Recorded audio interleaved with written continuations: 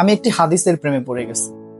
হাদিসটা হচ্ছে ঠিক এমন যে যখন বান্দা একটি ঘরে কান্না শুরু করে এবং তখন আল্লাহর ফেরেশতারা বলে যে আল্লাহ তোমার এই বান্দাটা কি জন্য কষ্ট পাচ্ছে, এবং ফেরেশতারা আল্লাহর কাছে কান্নাকাটি করে বলে যে তার মনের ব্যথাকে তুমি আল্লাহ কমিয়ে দাও। তখন আল্লাহ তাআলা বলেন যে আমার বান্দা এমন কোনো কিছুর মায়া পড়েছিল বা ভালোবেসেছিল যা আমার চাইতে সে বেশি ওই জিনিসটার প্রতি ভালোবেসে ফেলেছিল।